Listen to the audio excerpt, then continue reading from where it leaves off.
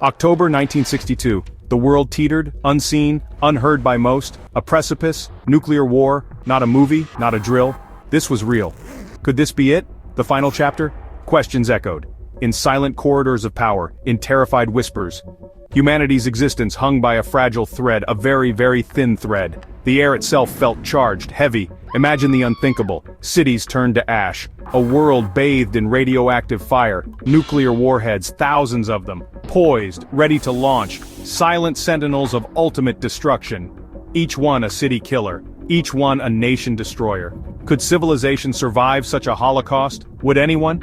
These were not abstract, distant fears. They were terrifyingly immediate. Seconds ticked relentlessly by. Towards a midnight that promised oblivion, two men held the world's fate. In their hands, John F. Kennedy, young, idealistic, the American president, Nikita Khrushchev, old, wily, the Soviet premier, worlds apart in ideology, in geography, yet inextricably linked by this shared monstrous terror. Their decisions, their nerve, their very sanity, all that stood between survival and utter global annihilation. Ordinary people went about their lives, school, work, family, unaware of the true terrifying proximity of the abyss, or perhaps sensing it, a primal fear. In the back of their minds, news reports hinted, shadows flickered on television screens, but the full horrifying truth kept hidden behind closed doors where the clock ticked loudest, counting down to potential doom. The Cold War. It was not a war of bullets, not yet, not on a grand scale, but a war of shadows, of ideologies, a chasm dividing East from West, communism versus capitalism, two giants, the Soviet Union, the United States, locked in a bitter rivalry, a struggle for global dominance. Mistrust was the currency, fear, the constant companion. For decades this tension simmered, bombs multiplied, an arms race spiraled, out of control, bigger, faster, more destructive. Hydrogen bombs replaced atomic ones. Missiles could now cross oceans. In minutes. The grim logic of MAD took hold. Mutually assured destruction. If one side attacked, the other would retaliate. Annihilation for all. A terrifying balance. A peace built on the promise of total war. This was the new reality. Cuba, an island nation, bathed in Caribbean sun, 90 miles from American shores. It became a flashpoint. Fidel Castro's revolution. Overthrowing a US-backed dictator, he aligned with Moscow, a communist outpost, in America's backyard. This was unacceptable. To many in Washington, a thorn, a provocation, a festering wound in the side of the superpower. The Bay of Pigs, a CIA-backed invasion by Cuban exiles, it failed, miserably. Humiliation for Kennedy, emboldenment for Castro, and for Khrushchev. Then, American Jupiter missiles, deployed in Turkey, pointing directly at the Soviet heartland. Khrushchev saw an opportunity to level the playing field, to protect Cuba. His dangerous, audacious gamble began. Missiles for Cuba, secretly. October 14, 1962. Clear autumn skies, over Cuba, a high-altitude U-2 spy plane, American, its cameras whirred, capturing images of the ground below. What they revealed would shock the world. The secret was out. The photographs were stark, undeniable, proof of the unthinkable, right there in black and white. Medium-range ballistic missiles, Soviet, offensive weapons, unmistakable, being assembled, on Cuban soil, aimed directly at American cities. Washington, New York, Miami, millions of American lives, suddenly at immediate risk. The threat was no longer abstract, it was concrete, it was 90 miles away, and it was armed, with nuclear warheads. A chilling revelation, the White House, a stunned President Kennedy. He gathered his closest advisors, his brother Robert, top military brass, cabinet secretaries, the executive committee of the National Security Council, ExComm.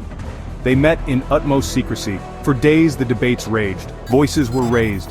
Fear was a palpable presence in every room, the weight of the world on their shoulders. Options were laid out, weighed, argued: invade Cuba, a full-scale military assault, launch preemptive airstrikes to destroy the missiles before they became operational, or a naval blockade to stop more missiles from arriving. Each path was fraught with peril.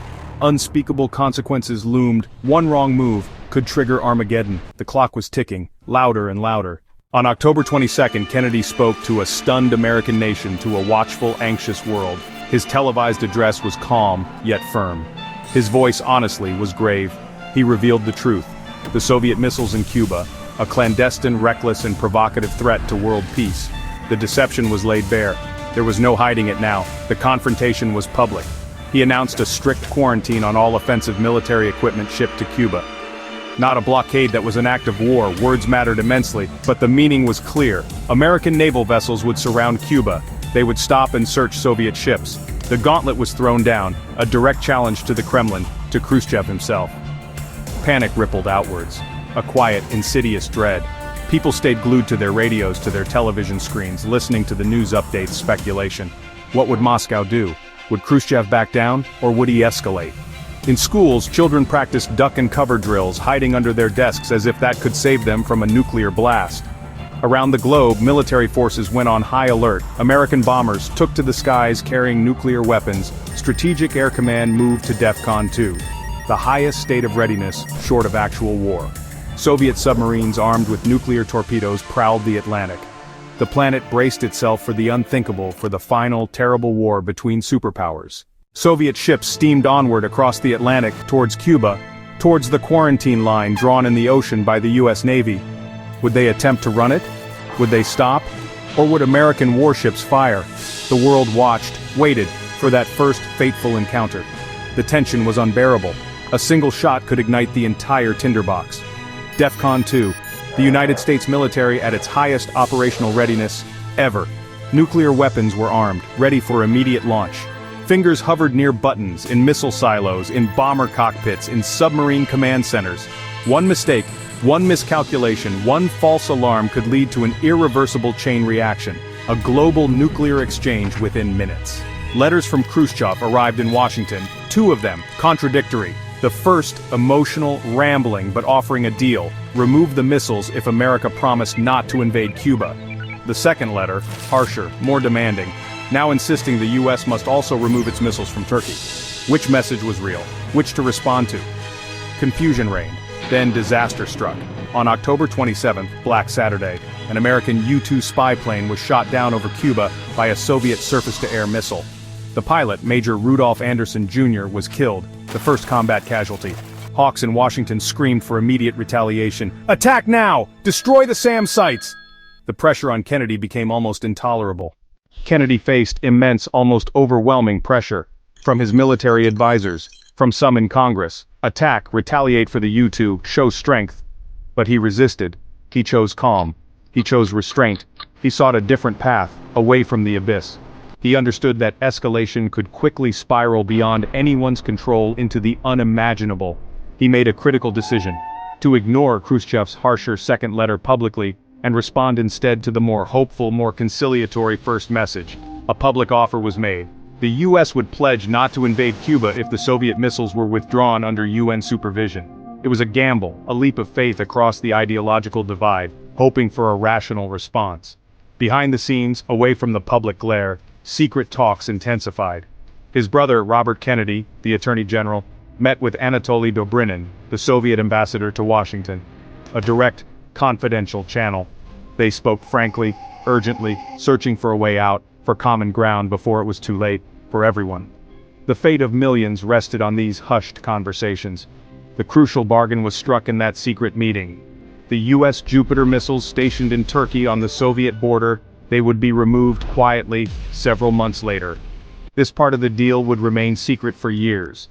It was a concession Kennedy couldn't make public, but it was the price, the necessary price, for defusing the crisis, for achieving peace.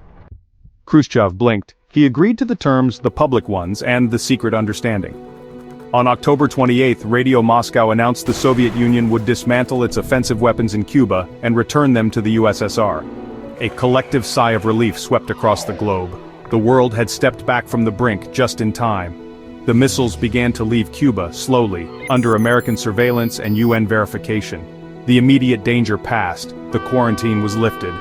But the memory of those 13 days lingered a permanent scar on the global psyche, a chilling reminder of how close humanity had come to self-annihilation. The crisis was over, but its echoes would resonate for generations. Nuclear war had been averted by a hair's breadth, by courage, by luck, by the willingness of two adversaries to find a way when none seemed possible. The hotline was established, a direct teletype link between Washington and Moscow to ensure instant communication in future crises, to prevent misunderstandings that could lead to catastrophe. A small step, but a vital one. humanity learned profound lessons from the precipice about the terrifying power it now wielded, about the fragility of peace in the nuclear age. The Cuban Missile Crisis underscored the dangers of brinkmanship, the imperative of diplomacy, the necessity of empathy, even with one's enemies.